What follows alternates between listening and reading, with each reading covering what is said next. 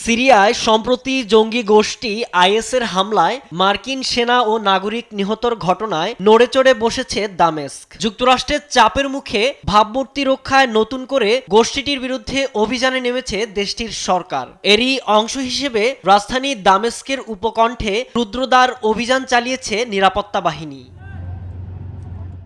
বিশেষ এ অভিযানে গ্রেপ্তার হয়েছে আইএসের শীর্ষ নেতা তাহা আল জৌবি। তিনি আইএসের দামেস্ক অঞ্চলের গভর্নর বা ওয়ালি হিসেবে দায়িত্ব পালন করছিলেন বলে জানা গেছে।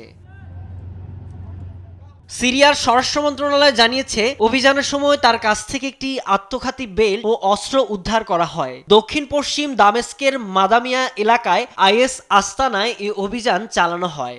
এ অভিযানের মাধ্যমে আইএস নেটওয়ার্কে মারাত্মক আঘাত হানা হয়েছে। যারা সন্ত্রাসে জড়িত বা আইএসকে সহায়তা করবে তাদের বিরুদ্ধে সাঁড়াশি অভিযান সহ লড়াই চলবে। যুক্তরাষ্ট্র নেতৃত্বাধীন আইএস বিরোধী জোটের সহযোগিতায় এ অভিযান পরিচালিত হয়েছে। রোজকার সাধারণ খাবার এখন হবে অসাধারণ। প্রাণ স্বাদের মশলা, স্বাদ বাড়ায়, ঘ্রাণ ছড়ায়। অভিযানে তাহা আল জৌবির কয়েকজন সহযোগীকেও আটক করা হয়। আইএস বর্তমানে সিরিয়ার নতুন সরকারকে অবৈধ মনে করেন এবং মূলত উত্তরাঞ্চলে কুর্দি বাহিনীর বিরুদ্ধে হামলা চালিয়ে যাচ্ছে।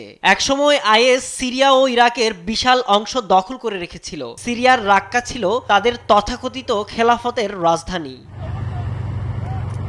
2017 সালে ইরাকে এবং 2019 সালে সিরিয়ায় আইএস পরাজিত হলেও সংগঠনটি এখনও বিচ্ছিন্নভাবে হামলা চালিয়ে যাচ্ছে। মধ্যপ্রাচ্যের বাইরে আফ্রিকা ও আফগানিস্তানেও সক্রিয় রয়েছে এ জঙ্গি গোষ্ঠী।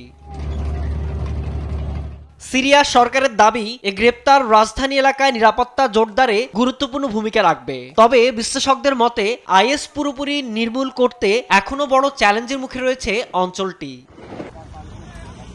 সাইদুজ্জামান, নিউজ ডেস্ক, দেশ টিভি।